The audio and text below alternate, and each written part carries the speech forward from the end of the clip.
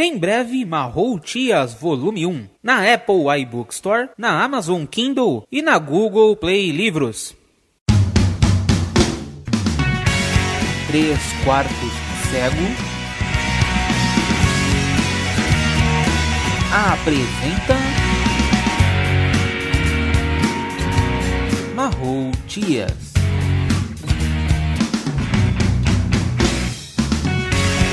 Escrito por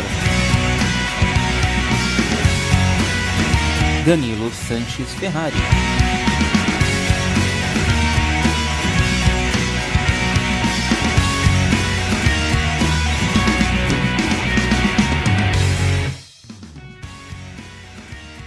Blefe. Jet e Windy estavam escondidas sobre uma árvore próxima ao presídio. Elas haviam escutado tudo o que tinha acontecido no galpão. A movimentação em volta da penitenciária era intensa. Dezenas de viaturas, camburões, unidades de socorro, carros de emissoras de TV, além de uma grande quantidade de curiosos. O espaço aéreo havia sido restringido apenas para a polícia, o que impedia que as emissoras de TV tivessem imagens do alto. Mas as duas estavam realmente preocupadas com o que estava acontecendo por detrás dos muros da prisão. Apesar de uma grande quantidade de fumaça que saía da penitenciária, Jet não sentia a presença de fogo ali dentro. Já Windy sentia uma forte corrente de ar empurrar a tal fumaça para o pátio. O que não fazia muito sentido, já que a energia elétrica do local tinha sido cortada. As percepções das duas não eram exatas, pois apesar de estarem próximas, isso queria dizer que estavam a mais de 2 quilômetros do local.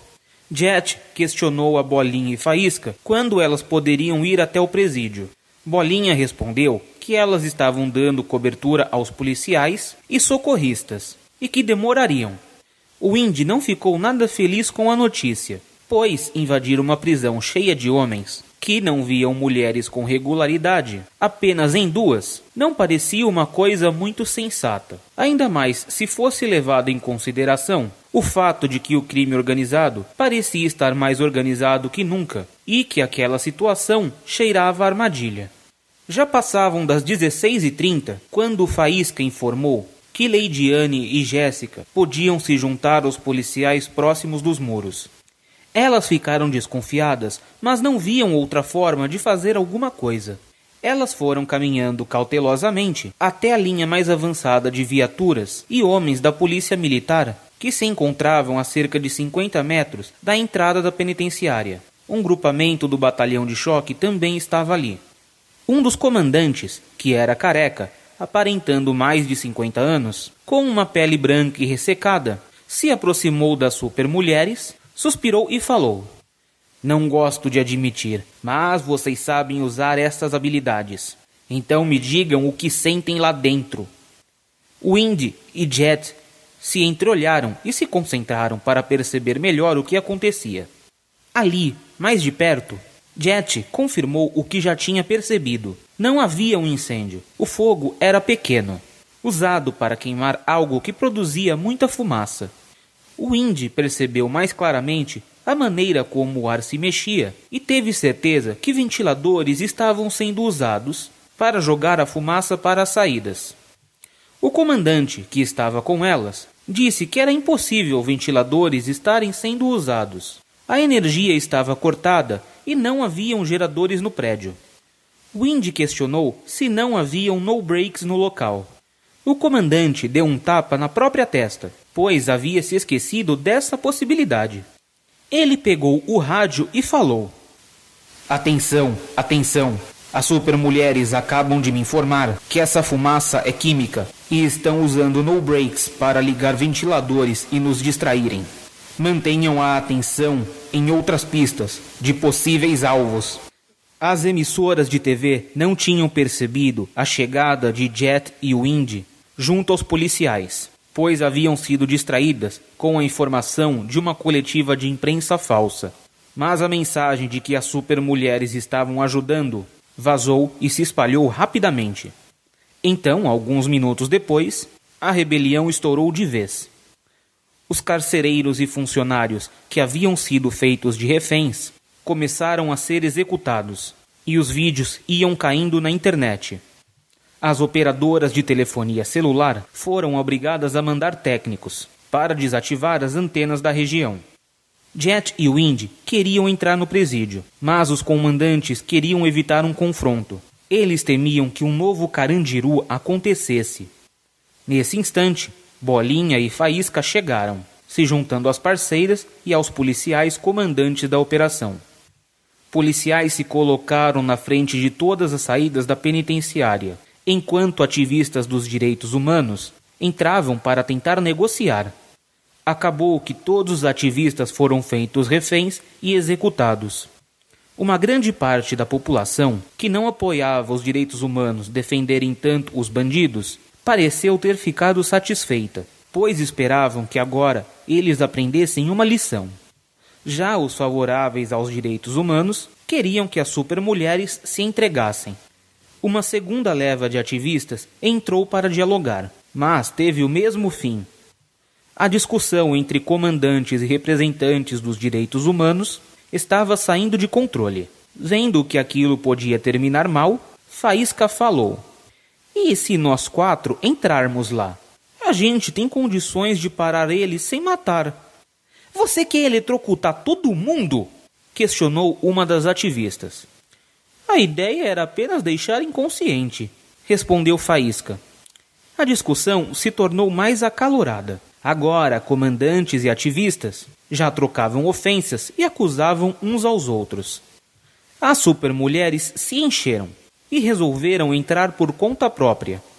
Os ativistas pediam para os policiais pará-las, mas eles apenas ficaram observando. Bolinha fez uma grande quantidade de água sair das mãos e entrar pelos portões, atingindo os detentos. Faísca colocou uma mão no chão e foi eletrizando o lugar aos poucos. Alguns dos prisioneiros começaram a cair, enquanto outros fugiam, pisando sobre os caídos que ficavam no caminho. Jet usou suas chamas para destruir o portão. Wind fez uma forte rajada de vento derrubar os detentos que fugiam para dentro. Bolinha voltou a molhá-los e Faísca a eletrizar o chão. Antes de avançarem, Faísca foi tirando barras de ferro e outras armas metálicas dos bandidos. Homens do batalhão de choque tomaram a retaguarda das supermulheres e passaram a segui-las, dando alguns metros de distância para elas. Elas foram repetindo a estratégia de molhar, eletrificar e derrubar com vento, usando fogo apenas para destruir obstáculos ou em detentos quando era muito necessário. Em um certo corredor, que tinha uma curva para a esquerda e outra para a direita, Bolinha podia sentir que haviam homens dos dois lados. Wind fez com que o ar dos dois corredores fosse saindo, os deixando sem oxigênio. Quando os homens começaram a cair, Bolinha molhou a todos, mas Faísca não usou o raio no chão. Ela usou a habilidade de atrair e repelir o metal para tirar as armas dos prisioneiros. Faísca foi com Jet para a direita, enquanto Wind e Bolinha foram para a esquerda. Faísca foi nocauteando um após o outro com pequenas rajadas elétricas, enquanto Jet inutilizava as armas improvisadas. Do outro lado, Bolinha e Wind iam sufocando os detentos e afastando as armas improvisadas. A tropa de choque seguia dividida, acompanhando ambas as duplas. Depois dessa separação, os corredores voltaram a se unir em um único, bem na entrada do corredor das celas. O corredor onde as celas ficavam era estreito, escuro e cheirava a urina. Na outra ponta, aonde ficava a saída para o pátio, estavam prisioneiros armados com pistolas e revólveres. As supermulheres entraram e avançaram em direção deles.